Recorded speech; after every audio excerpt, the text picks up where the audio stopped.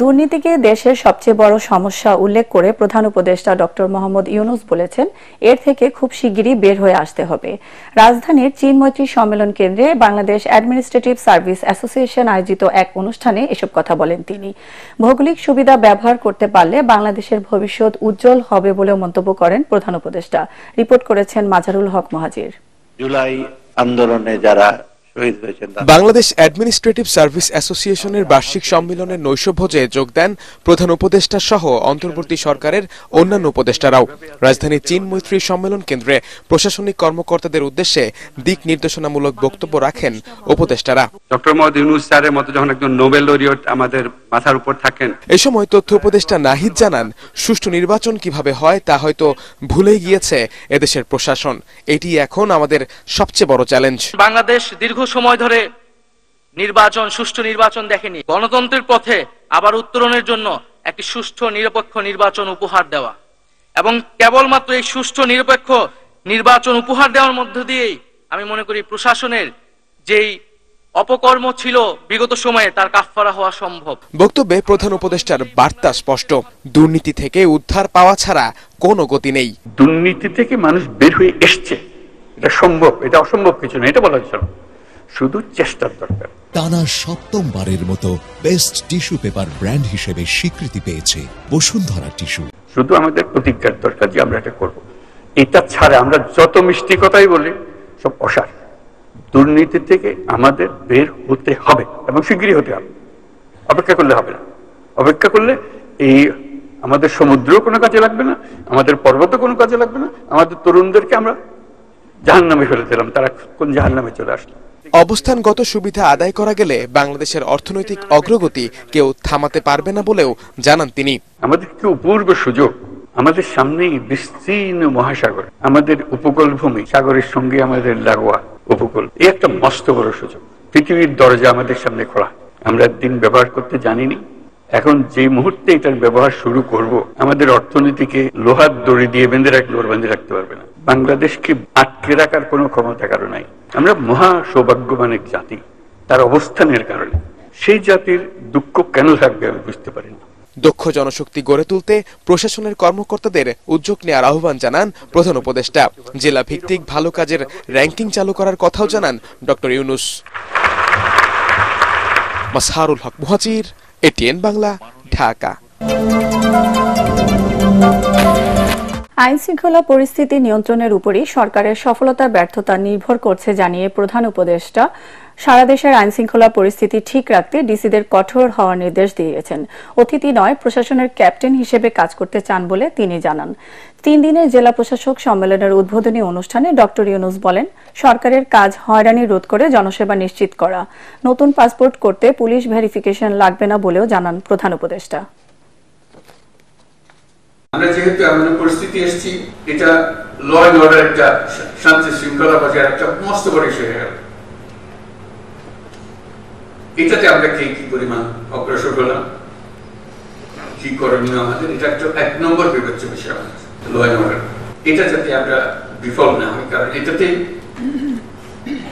আমাদের সমস্ত অর্জন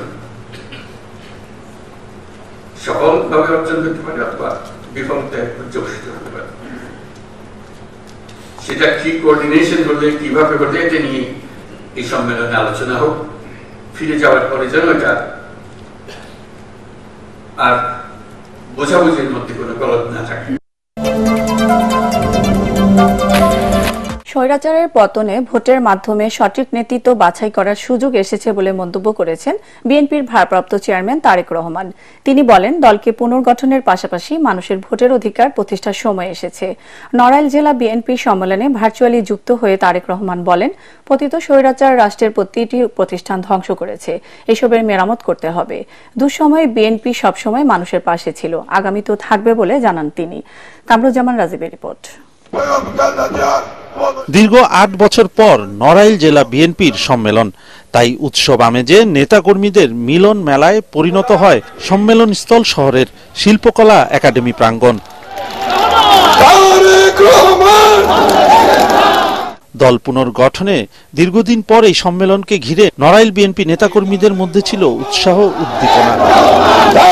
স্থানীয় নেতাদের মতে নতুন নেতৃত্ব নির্ধারণে প্রাণের সঞ্চার হবে দলের রাজনীতিতে। দ্বিবার্ষিক এই সম্মেলনে লন্ডন থেকে ভার্চুয়ালি যুক্ত হয়ে দিক নির্দেশনামূলক বক্তব্য রাখেন বিএনপির ভারপ্রাপ্ত চেয়ারম্যান তারেক রহমান। তিনি বলেন, ভোটের নামে মানুষের সাথে প্রতারণা করে স্বৈরাচার আওয়ামী লীগ নির্বাচন ব্যবস্থা সহ প্রতিটি সেক্টরকে ধ্বংস করেছে। এখন তা পুনর্গঠনের সময় এসেছে। দেশকে এগিয়ে নিতে বিএনপি অতীতের মতো ভবিষ্যতেও জনগণের পাশে থাকবে বলে জানান তারেক রহমান। আজ সামনে সময় এসেছে বাংলাদেশের মানুষের অধিকার প্রতিষ্ঠিত করার। বাংলাদেশের মানুষের গণতান্ত্রিক অধিকার, রাজনৈতিক অধিকার, অর্থনৈতিক অধিকার প্রতিষ্ঠা করার সময় এবং সুযোগ এসেছে। সাধারণ মানুষের, প্রান্তিক মানুষের অর্থনৈতিক মুক্তি অর্জনে সহযোগিতা করবে সেই নেতৃত্বকে বাছাই করার সময় এসেছে। এবং সেটি কি, কোন প্রক্রিয়া? গণতান্ত্রিকভাবে, অর্থাৎ ভোটের প্রক্রিয়ার মাধ্যমে। নেতাকর্মীদের দেশ গড়ার কাজে আত্মনিয়োগের নির্দেশ দিয়ে তিনি বলেন, মানুষ বিএনপির দিকে তাকিয়ে আছে, দেশবাসীর আকাঙ্ক্ষা পূরণে কাজ করতে হবে। বাংলাদেশের মানুষ আপনাদের দিকে তাকিয়ে আছেন, আপনাদের দলের দিকে বাংলাদেশের মানুষ তাকিয়ে আছে যে এই দলটি আবার অতীতের মতন দেশের মানুষকে দিশা দেখাবে। এই দলটি আবার অতীতের মতন বাংলাদেশকে বিশ্বের বুকে সামনের দিকে এগিয়ে নিয়ে যাবে। একইভাবে আসুন আমরা দ্বিতীয় আরেকটি প্রতিজ্ঞা গ্রহণ করব আজকে। আমরা জনগণের আস্থা অর্জনের মাধ্যমে যে কোনো মূল্যে আমরা দলকে 31 দফা, দেশকে 31 দফার ভিত্তিতে আমরা গড়ে তুলব।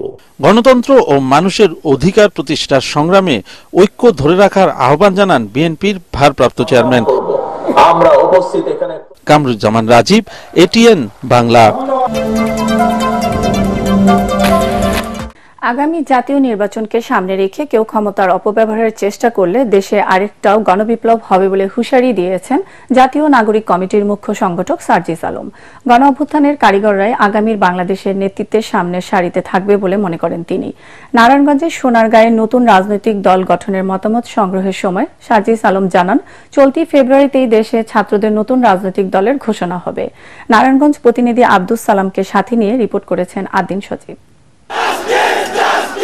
24-এর গণ অভ্যুত্থানের নায়কদের হাত ধরেই নতুন রাজনৈতিক দল আসছে। এই খবরটা পুরনো হলেও কবে আত্মপ্রকাশ করছে, কারা নেতৃত্বে থাকছেন এবং কি বা এই দলের নাম, এসব নিয়ে এখন আলোচনা বেশি হচ্ছে।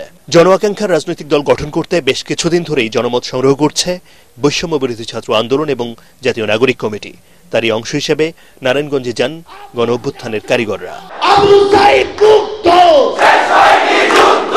চলতি মাসেই নতুন দলের ঘোষণা জানিয়ে নাগরিক কমিটির মুখ্য সংগঠক সার্জিস আলম বলেন, ফ্যাসিস্ট ছাড়া সব শ্রেণী পেশার মানুষের জন্য উন্মুক্ত থাকবে ছাত্রদের এই দল। বাংলাদেশে একটি নতুন রাজনৈতিক দল হচ্ছে ফ্যাসিস্ট বিরোধী।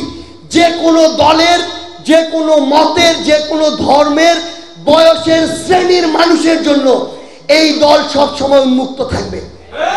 কিন্তু এই দলকে ব্যবহার করে কেউ যদি ক্ষমতার একটা সিটে বসে ক্ষমতার অপব্যবহার করার বিন্দুমাত্র স্বপ্ন দেখে, আমরা তাকে আগেই বলে দিতে চাই, এই দল আপনার জন্য না।